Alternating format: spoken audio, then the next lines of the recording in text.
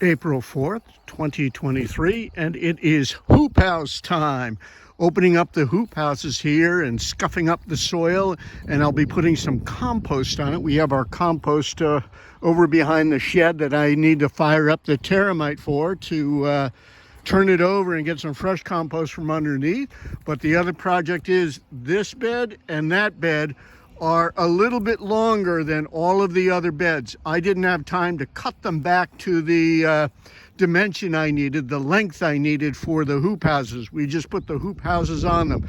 So I'm gonna unscrew these hoop houses, these two, slide them back, dig a trench of soil, cut the ends off, both sides, screw that end back on, and move the hoop house back over it. But it's a cloudy day, but it's warm and not too breezy to rustle up the hoop houses. So I'm going to get these three done, and if I have time, I'll do the fourth, and then we're all good to go.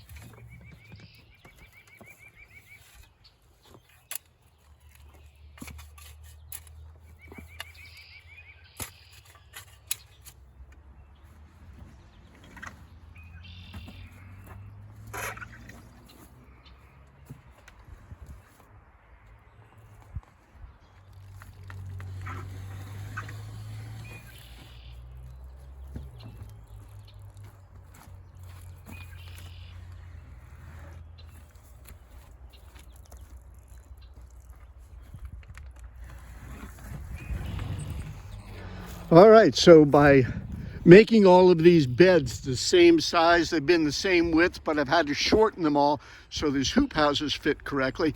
I can now move these hoop houses around, slide them from one bed to another bed across, take them off. And what I'm going to do now is I decided I wanted to remove some of the soil in this bed and put some compost in there.